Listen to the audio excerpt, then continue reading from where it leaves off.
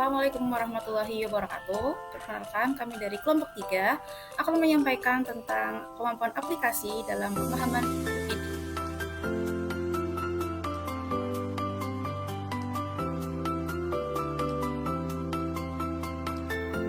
Pertama, saya akan menjelaskan tentang perancangan dan pengembangan kurikulum.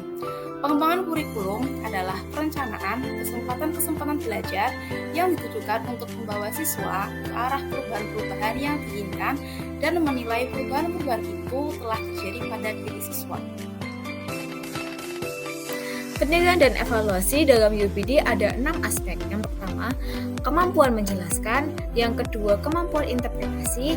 Yang ketiga, kemampuan aplikasi. Yang keempat, kemampuan perspektif.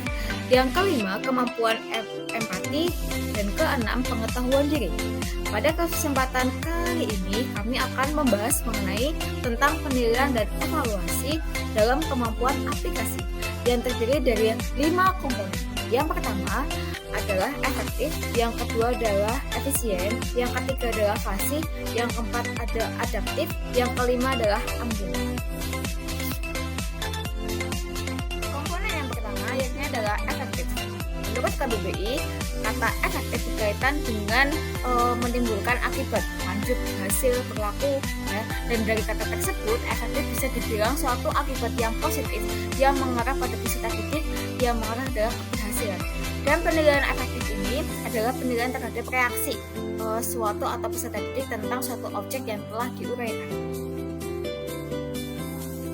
Kompetensi yang kedua adalah efisien. Menurut KBBI, arti efisien adalah melakukan pekerjaan yang tepat dan cermat. Dalam penilaian yang dilakukan oleh guru agar efisien memperhatikan dalam berbagai aspek, misalnya dengan pembelajaran berdiferensiasi. Pembelajaran berdiferensiasi bisa menjadi solusi dalam membuat guru semakin bersemangat mengajar dan siswa merasa dihargai. Selanjutnya, saya akan menjelaskan tentang kompetensi yang ketiga, yaitu fasih. Arti dari kata fasih itu sendiri adalah lancar, bersih, dan baik pelafalannya. Fasih di sini memiliki arti peserta didik mampu berbahasa dengan baik dan dapat melafalkannya dengan baik, serta peserta didik nantinya akan memiliki rasa percaya diri dalam menyampaikannya. Penilaian kemampuan pada konsep fasih dapat dilihat dari cara peserta didik mampu menjelaskan informasi dan menyusun kata-kata secara langsung dan tidak terbelit-belit, sehingga peserta didik lainnya bisa memahami. Misalnya, mempresentasikan hasil kerja atau proyek, materi usaha mempertahankan kemerdekaan yang disampaikan secara runtut dan jelas, agar nantinya peserta didik lain bisa memahaminya. Komponen yang keempat adalah adaptif. Arti dari kata adaptif itu sendiri adalah mudah menyesuaikan diri dengan keadaan di sekitarnya. Adaptif juga dapat kita artikan sebagai kematangan diri dan sosial dari seseorang dalam melakukan suatu kegiatan.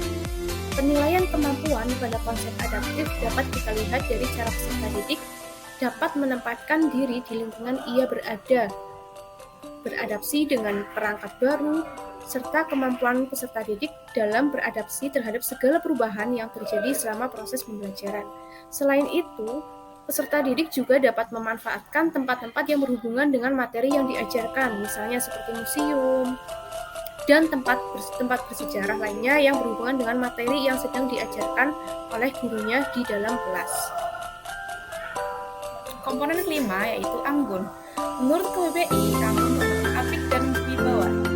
Penilaian kemampuan pada konsep anggun dilihat dari bagaimana peserta didik menampakkan perilaku, ucapan, dan tindakan yang sesuai dengan nilai-nilai pemahaman dari hasil pembelajaran.